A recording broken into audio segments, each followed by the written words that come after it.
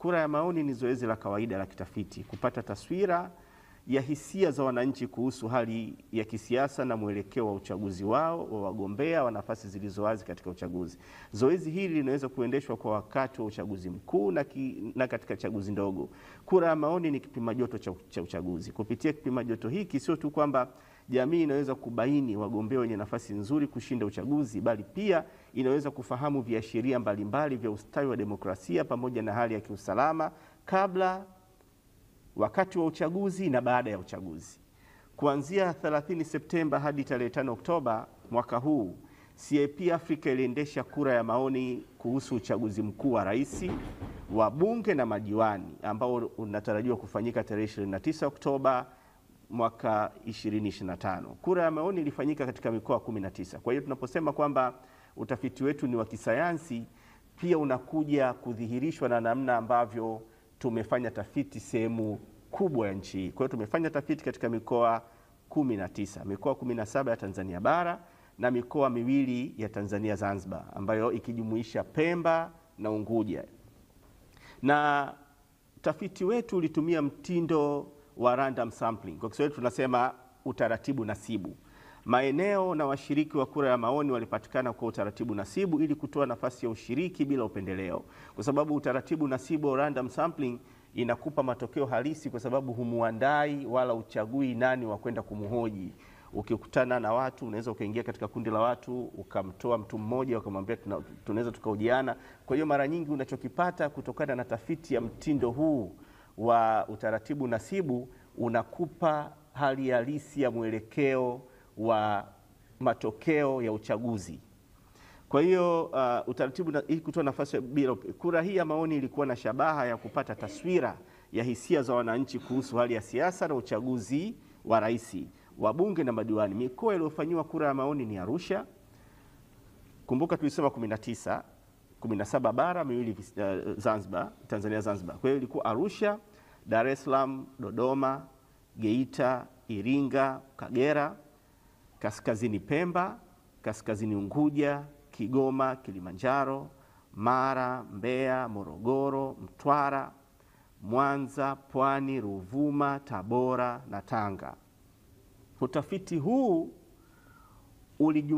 ulihusisha Watanzania watu wazima 1976. Hii ndio idadi ya watu ambao waliweza kutoa maoni yao, 1976. Wote hawa walikiri kuwa ni wapiga kura halali walioandikishwa kwa mujibu wa sheria ya uchaguzi. Kwa hiyo hawa 1976 walikuwa ni watu ambao wana sifa ya kupiga kura, lakini sio tu sifa ya kupiga kura kwa mujibu wa katiba, lakini pia walikuwa wameandikishwa na Tume Huru ya Uchaguzi katika kushiriki kwa madhumuni ya kushiriki zoezi hilo la kupiga kura. Utaratibu wa random sampling au sampuli nasibu hutumika sana katika tafiti nyingi duniani. Faida zake ni pamoja na kuongezeka kwa usahihi na gharama zake kwa chini. Huu ni uteuzi usiopendelea ambao huongeza uaminifu wa matokeo ya utafiti. Kwa kuchagua washiriki bila mpangilio kutoka kwa idadi kubwa zaidi, watafiti hupunguza hatari ya upendeleo wa uteuzi. Ndio maana katika sampuli nasibu ambayo sisi CIP tumefanikiwa kupata washiriki takriban wenye mwelekeo wa uungwaji wa vyama vyote vya siasa vinavyoshiriki katika uchaguzi mwaka huu. Kwamba hii staili ambayo tumetumia, mtindo ambao tumetumia, kwa sababu ni mtindo fanikifu ukilinganisha na mitindo mingine ya tafiti, tumeweza kupata washiriki ambao wameonekana kuunga mkono takriban vyama vyote vinavyoshiriki uchaguzi mkuu. Utagundua pia chama kama Chadema ambacho hakishiriki uchaguzi mkuu mwaka huu nacho kimetajwa na washiriki wakati wa kuendesha zoezi hili. Kwa hiyo ni zoezi ambalo lenyewe lengo ni kutaka kujua ufahamu, utayari, ufuatiliaji na upigaji kura siku ya uchaguzi mkuu. Kwa hiyo kwa sababu hiyo sisi hatuangalii wewe ni nani, tunakuhoji na unatupa maoni yako na sisi tunayachukua na kuyaheshimu.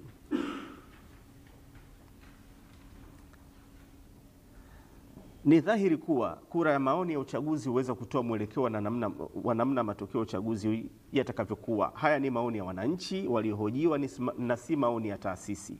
Kwa hiyo hii ni disclaimer muhimu sana katika wasilisho letu. Tunachoenda kutoa hapa ni kile ambacho wananchi walitupa na sio taarifa zetu ambazo kama taasisi tunazozitoa. Kitakachotangazwa hivi punde kama matokeo utafiti ni maoni ya wananchi ambao pia ni wapiga kura. Kazi yetu kubwa ni kuwafikishia matokeo haya ili nanyi vyombo vya habari msaidie kuwafikishia umma matokeo haya. Mkumbuke kuwa vyombo vya habari ni taasisi nyeti sana, hasa katika kukuza demokrasia. Tunatambua kazi zenu njema na tunawasihi muendelee kuwahabarisha Watanzania kuhusu mambo tofauti wakiwemo yale ya nyakati hizi za uchaguzi. Sasa matokeo ya kura ya maoni. Takwimu za kawaida, jumla ya waliohojiwa ni watu 1976, wanawake walikuwa 988 na wanaume walikuwa 988. Kwa hiyo tulijitahidi kama taasisi kuhakikisha kwamba idadi ambayo tunaihoji kwa madhumuni ya kupata maoni yao kuelekea uchaguzi mkuu inakuwa na uwiano wa 50-50 baina ya wanawake na wanaume. Kati ya hao watu 1976 waliohojiwa, 29% walikuwa na umri kati ya miaka 18 hadi 25, na 32% walikuwa na umri kati ya miaka 26 hadi 35, na 13% walikuwa na umri kati ya miaka 36 hadi 45. 17% walikuwa na umri kati ya miaka 46 mpaka 56, na 9% walikuwa na umri wa miaka 56 na kuendelea. Takwimu za kiwango cha elimu zinaonyesha 14% katika wale 1976, 14% walikuwa na elimu ya msingi, 57% walikuwa na elimu ya sekondari, 28% walikuwa na elimu ya chuo kikuu, na 1% walikuwa na elimu nyingine. Kwa hiyo mnaweza mkaona pia sio tu kwamba ni utafiti uliojumuisha makundi yote ya watu ambao wana sifa ya kupiga kura kwa mujibu wa katiba, kwa maana kuanzia miaka 18 na kuendelea, lakini pia ulijumuisha watu wenye ngazi mbalimbali za elimu. Ndio maana tukasema kwamba matokeo haya ni matokeo ya kisayansi kwa namna ambavyo data za waliohojiwa zinaenda sambamba na kile ambacho sisi tunaamini kwamba ndio sayansi yenyewe. Mwelekeo wa siasa, asilimia 81 ya walioshiriki walijipambanua kuwa ni wafuatiliaji wa michakato ya kisiasa nchini. Asilimia 81, kwa sababu tunapowahoji lazima tuwaulize, je, mnafuatilia siasa? Asilimia 81 walisema ndio, sisi tunafuatilia siasa nchini.